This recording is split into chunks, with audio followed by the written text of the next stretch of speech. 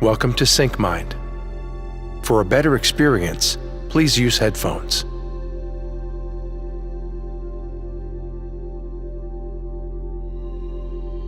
Evolution is to move forward into higher and higher realms at physical, mental, spiritual level. But it's quite a complicated thing. I think we can need a whole year or 2 years of course on evolution itself. What really evolves is quite intriguing. See, I think I will need a blackboard like we used to learn in the school. Maybe I'll have to take up and explain to you in brief within this episode of 26 minutes. I'll try and explain to you briefly about the entire human system, what part evolves and what cannot evolve actually. So if you take it up, our entire system, you can say we have physical manifestation, right? We call it gross body. Okay. Or in Sanskrit, in Shastra, they call it Sthula Sharir.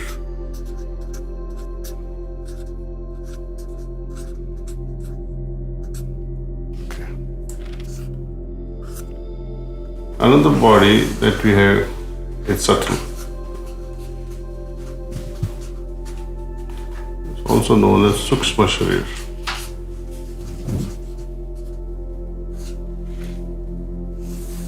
Third one is our causal body, Karan Sharir.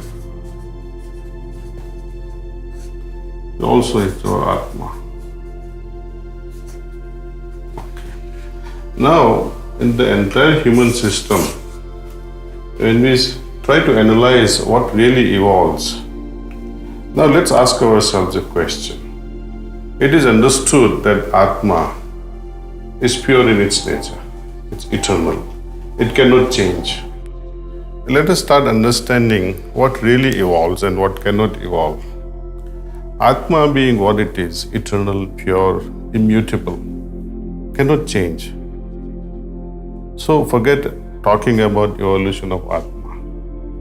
Okay. The gross body, let's say this cannot evolve.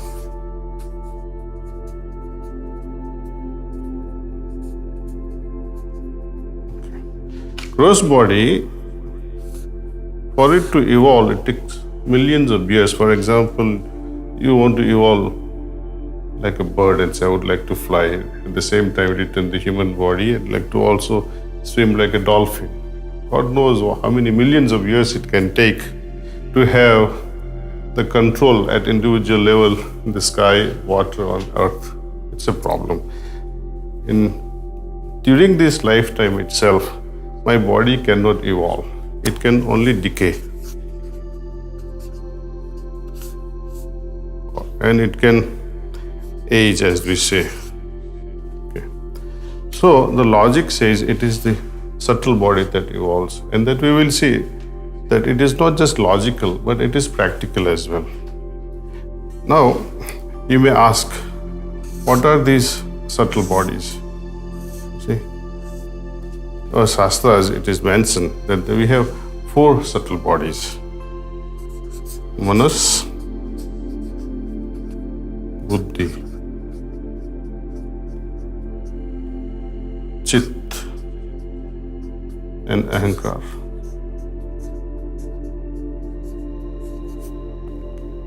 Literally put in English, Manas is mind, Buddhi is our intellect.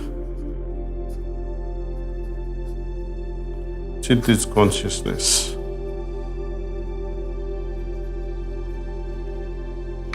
Ahankar is all about ego. Now, when these 4 entities evolve, what do they really become?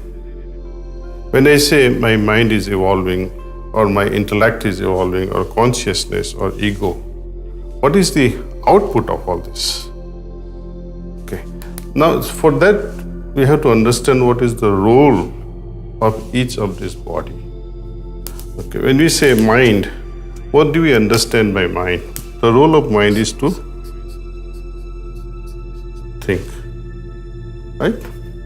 Now, at its pinnacle, thinking should evolve into feeling, where I don't have to think, but I should be able to feel things directly without dissecting at a mental. Now, intellect, what does it become? It becomes wisdom. There is a difference between a person who goes on intellectualizing it, but you ask an elderly person who is wise, he has ready-made answers because he's full of wisdom. Feelings also, the other day I was giving you the example of, yes, thinking to feeling, but in a real life, what really happens when you have problems, come home, after 2-3 months, your sister or your mother asks, they come up with the answer, impromptu. It's because of this well-developed feeling faculty, where they use the heart. So there is an amalgamation of mind and the heart, almost like eclipsing them together.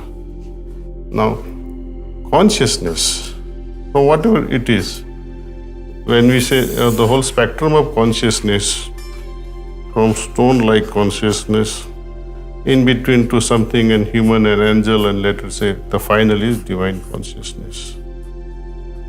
The goal is to attain this divine consciousness. Ego, that culminates into absolute humility, and that further goes into all-pervasive love. Where one dissolves ego, it is metamorphosed itself into love through humility. Now, the questions can go on multiplying. See, from here we have come up to this, concluded that it is a subtle body that evolves, and out of all this, 4 bodies are evolving to various levels of functions. Okay. Now, the other day I was talking to you about the purpose of all the yogic practices, according to Swami Vivekananda, that available consciousness is there.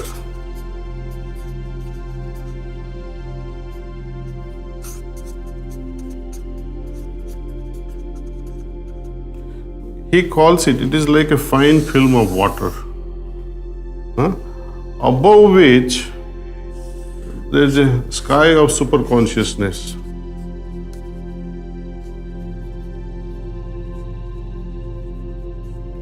And below which there is the ocean of subconsciousness.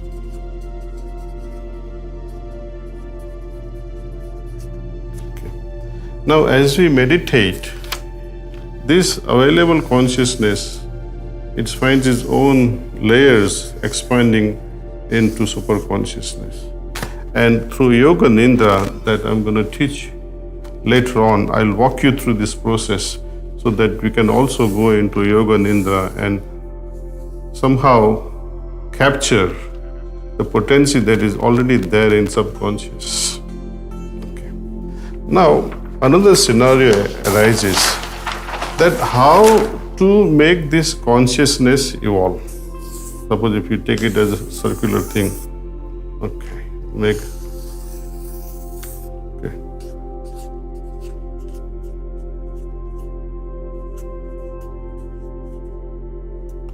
how does it evolve?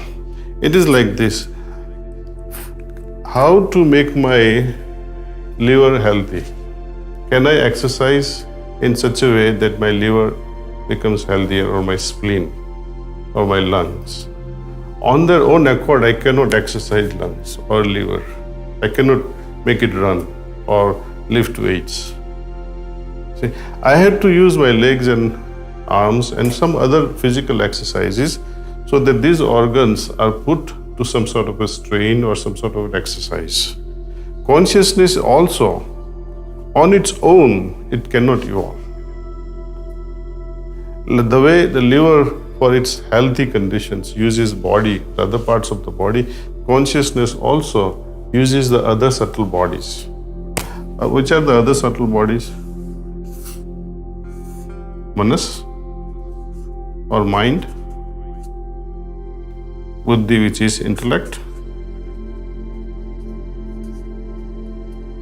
and ego. When I use my mind properly, intellect properly, and ego is cultivated in such a way, then it affects the consciousness. We have to take each element one by one, see, and how it can contribute to expansion of consciousness. Okay. How to make use of mind? So, mind, it begins with wherever it is, with the process of thinking. Now, thinking has to evolve itself into feeling. So, we start with this idea of meditation. In meditation, we think of the presence of divine light. We proceed with this idea, and then as we move on into these levels of superconscious and subconscious, it automatically stretches itself. So, mind can be trained to feel. When we start with the process of meditation, with a gentle idea of presence of divine light, which is already there,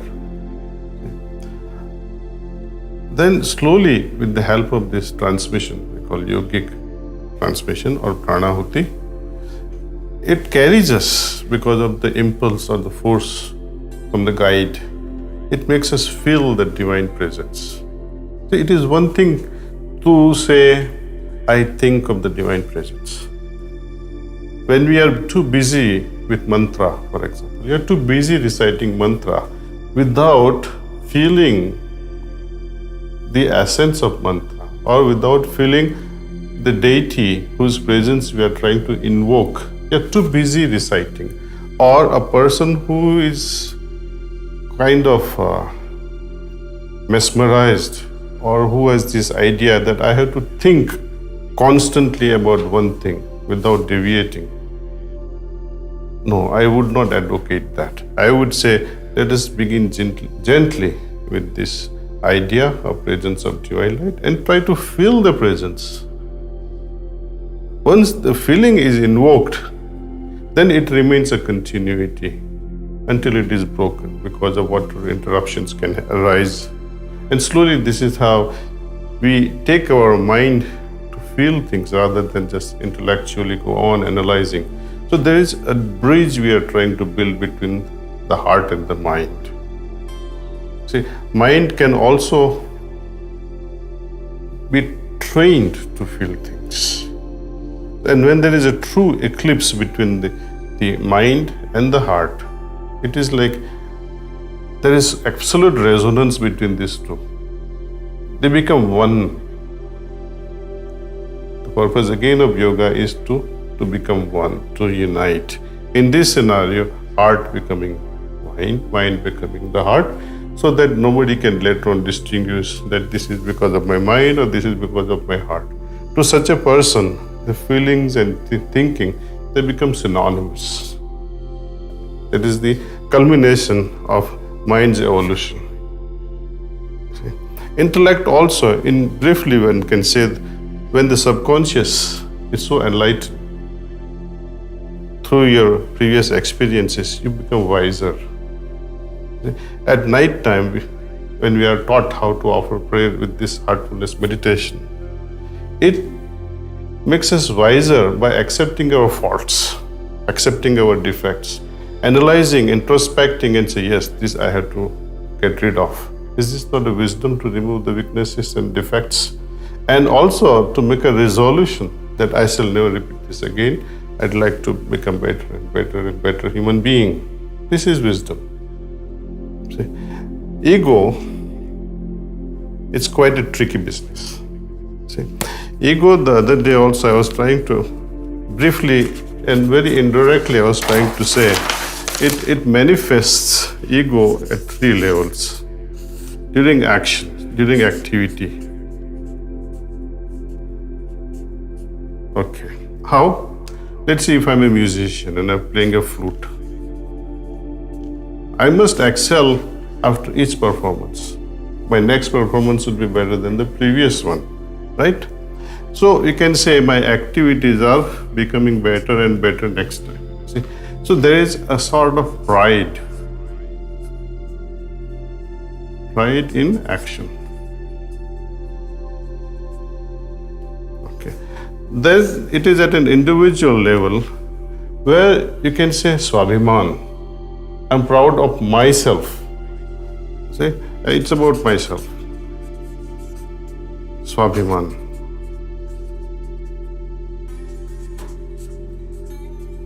Okay. If you are a PhD and suppose you did a wonderful research, and to tell your co-workers or research in the same field all over the world, say, look, I did this. I'm happy that we did this. And I'm really proud of myself. This is Swabhiman. Okay. But then one can become arrogant and say, nobody else is better than myself. I am the best flutist or I am the best researcher. You see, now there is a variation in this ego manifesting. To consider oneself all the time better than somebody, it in itself ruins our whole thing. Then what happens? Then ego does not allow the consciousness to expand at all because you're all about yourself. So, like a black hole in our galaxies, there are so many of them. Even light cannot pass. Others' opinion to such an egoistic person means nothing. Nobody can pass through them. They are the ultimate knower of everything. Okay? Somebody was sending me a joke today, I think. I received a joke and says, he put up his all Britannicas for sale, all 45 volumes. There's somebody asked, why you want to sell it at such a ridiculous price? He said, no. Yesterday I got married. I have all the answers through my wife. So these are the kind of people who are so much self-consumed. In the process, they consume themselves. Egoistic people have no limits to where the manifestation of ego can be so many. These three in a positive or negative way, but at the same time, one can make it and say in the beneficiary way, I can evolve myself, I can become better and better. Without this ego, I cannot even think of bettering myself, improving myself. See? The best advice my master gave me once says there is nothing wrong in thinking yourself to be great. Go ahead, but always think the other person is greater. Then problem ego will be resolved. When somebody is well-read, well-educated, it comes out also at that level, in that dimension, say, in speech, in display of knowledge.